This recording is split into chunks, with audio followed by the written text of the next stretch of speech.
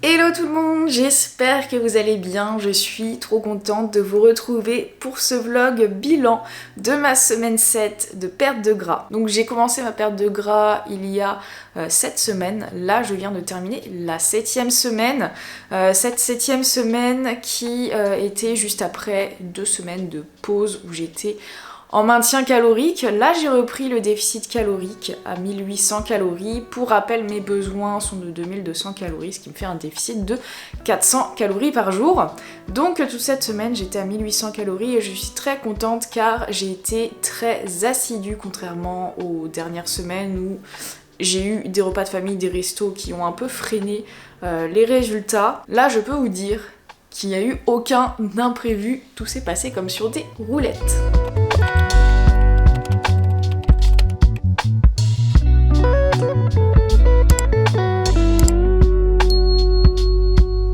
Au programme de cette vidéo, bien sûr, je vais vous faire un bilan au bout de ces 7 semaines de perte de gras. Où est-ce que j'en suis ? Est-ce que j'ai continué à perdre du gras ou pas? Je vais vous montrer ce que je mange, bien sûr, en vous proposant des recettes sympas. J'ai également une séance haut du corps de prévu. J'ai pas mal de travail, création de contenu aujourd'hui. Et également, j'ai reçu mon colis de chez Koro que je vais unboxer cet après-midi, je pense. Donc voilà pour cette petite table des matières. Je vous ai attendu qu'il y ait suffisamment de lumière, qu'il fasse bien jour pour prendre mon petit déj. J'ai faim, donc c'est parti. En ce moment, sur mon fil d'actualité Instagram, il y a énormément de recettes.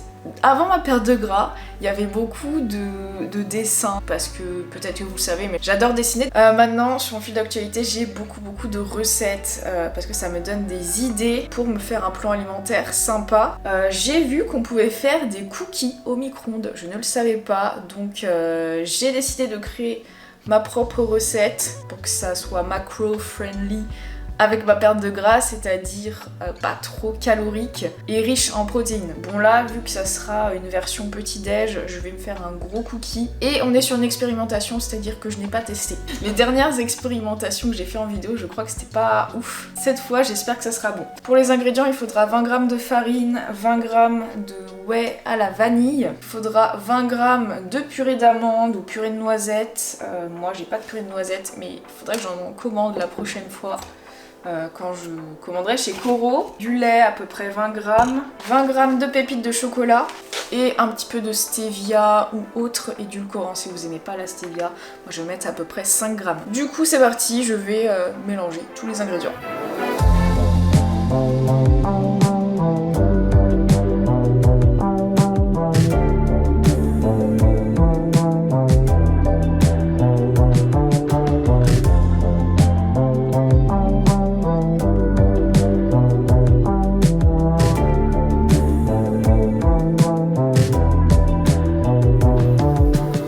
Voilà à quoi ça ressemble avant cuisson. Ça ressemble vraiment à de la pâte à cookies. J'ai goûté cru. C'est incroyable cru. En vrai, même sans le cuire, on peut faire quelque chose. On peut faire un truc sympa. Je garde cette idée de mélange pour trouver des variantes à cette recette. Je vais le passer 1 minute au micro-ondes, voir ce que ça donne. J'espère que ça sera bon. En tout cas, ça m'a l'air prometteur. Ok les amis, regardez-moi ce que ça donne après 1 minute au micro-ondes. Déjà il est beau. Là en termes de texture, un vrai cookie. On va goûter.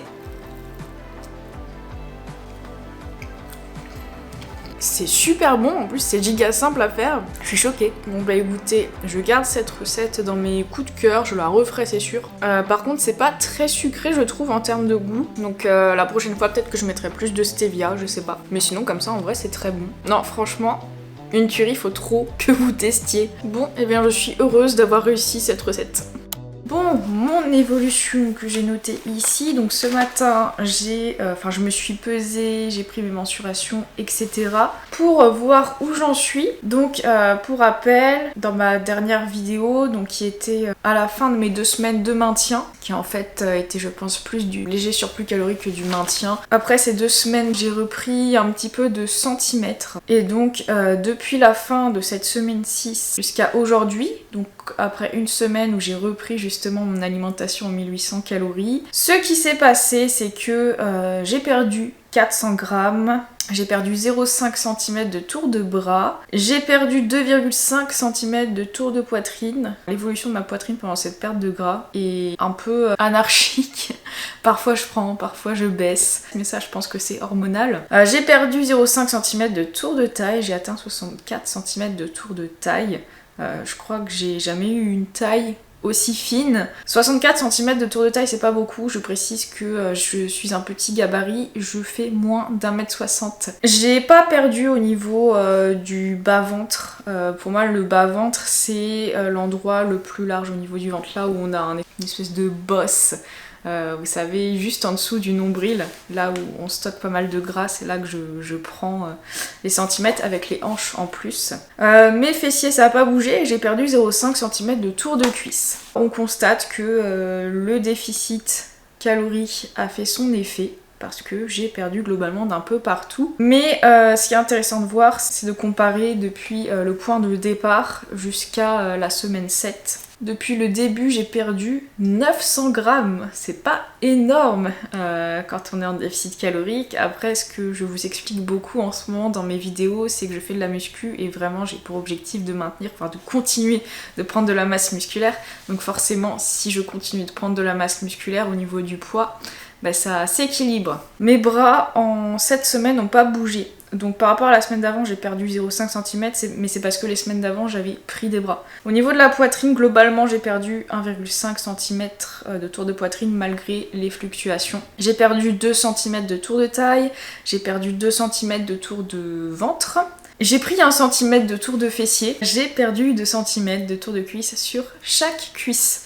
Donc globalement je suis plutôt satisfaite. À voir cette semaine comment ça évolue. Je pense que j'arrêterai, enfin c'est pas je pense, je suis sûre que j'arrêterai ma perte de gras à la fin de cette semaine. Donc le bilan final sera la semaine prochaine en vidéo. On est sur une perte de gras qui fonctionne, qui est quand même plutôt légère. Après, vu mon point de départ, j'ai pas non plus vraiment besoin de perdre du gras. Enfin en tout cas pour ma santé, j'ai pas besoin de perdre du gras pour être en meilleure santé, si vous voyez ce que je veux dire.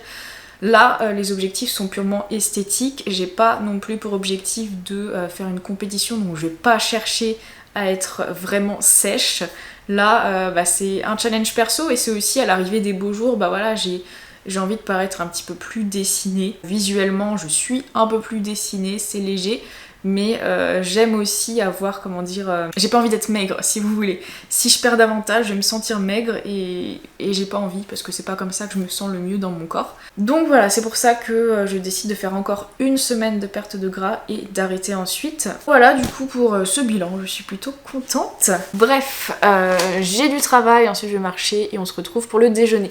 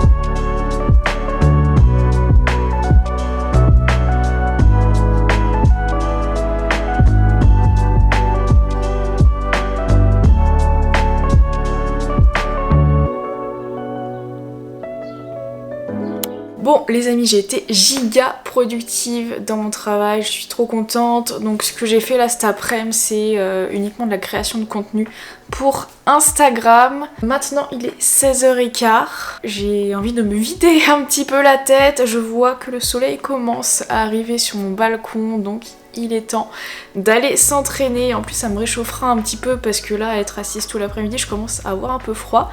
Donc écoutez, let's go pour le training.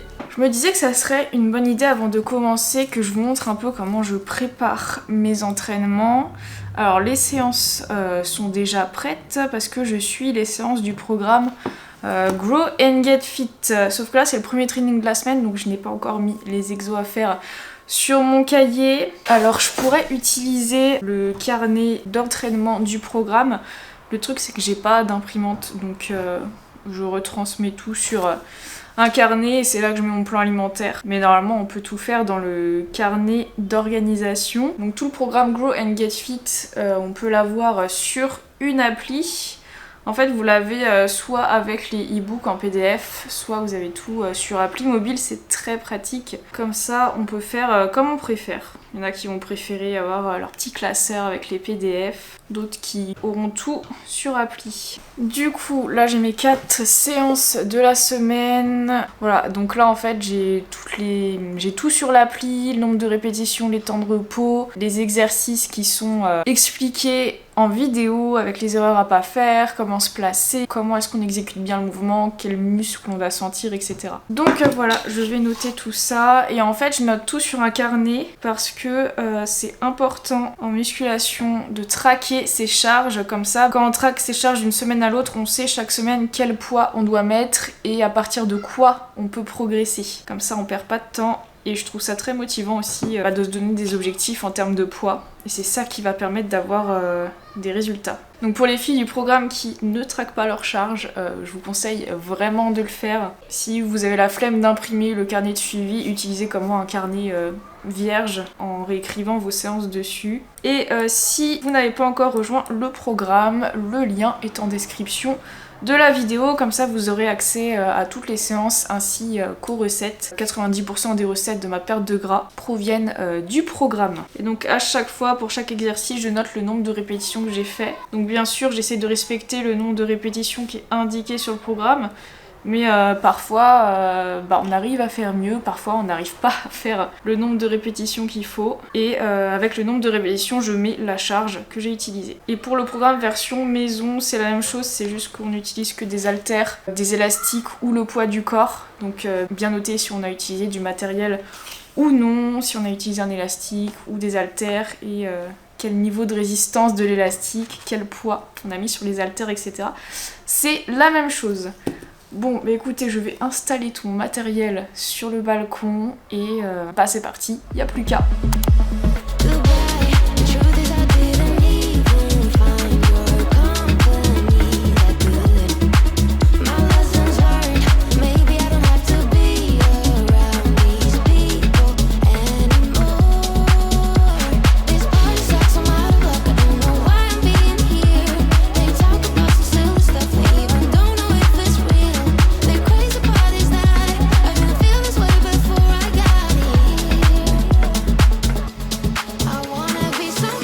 J'ai reçu mon colis Coro, donc je vais vous faire un petit unboxing. Donc en produit que j'achète quasiment tous les mois, va y avoir ce pot de sauce tomate basilic. Je m'en sers pour faire mes pâtes bolo tout simplement et je les achète par 6. Un aliment que j'utilise presque tous les jours, c'est la sauce soja et j'ai vu qu'ils avaient des bouteilles d'1 litre de sauce soja. Donc écoutez, là j'ai du stock, peut-être pas pour l'année mais pour une bonne partie de l'année. Ensuite j'ai commandé un paquet de chips de lentilles au sel marin. Je pense que c'est un peu plus riche en protéines que les chips de pommes de terre. Voilà, après en termes de macros, je pense que c'est un petit peu moins calorique. On est à moins de 500 calories pour 100 grammes. Et voilà, 100 grammes ça fait ce paquet. Donc à voir si c'est bon. Ensuite, en tant que grande consommatrice de riz, j'ai pris 5 kilos de riz. Ça c'est super pratique, ça me permet de remplir mes grands bocaux. Et d'avoir du stock quoi, tout simplement. Ensuite j'ai pris un display de barres. Alors de barres que j'avais déjà testé une fois en échantillon. Les barres Bruni Bertha. Et il me semble que c'était la barre protéinée Coro que j'avais préférée. Donc je suis trop contente. Je vais peut-être en manger une pour la collation. Mais il me semble que c'était incroyablement bon. Dans cette barre, il y a à peu près 20 grammes. Je crois que c'est 18 grammes de protéines. Ce qui est plutôt pas mal. Et donc voilà pour ce petit unboxing. Je vous mets le lien des produits dans la description. Je vous mets également mon code promo avec lequel vous pouvez avoir 5% de réduction sur vos courses chez Coro. Et bien moi je vous dis du coup à tout à l'heure pour le snack et je pense que je vais me déguster une des barres Bruni Bertha. Alors pour le goûter du coup, on part sur une pomme et comme je vous l'ai dit, une barre Bruni Bertha. Je vais commencer par la barre. Déjà, voilà à quoi ça ressemble. Et ça sent bon le chocolat. J'ai tellement faim en plus. Voilà à quoi ça ressemble à l'intérieur. Et c'est incroyable. C'est vraiment ma barre préférée de chez Koro. Ce que je vais faire là, c'est que je vais y rester dans mon canapé. Je dois poster sur Insta, répondre aux commentaires, etc. Voilà, ce que je fais tout le temps à l'heure du goûter. Bon, allez, au boulot.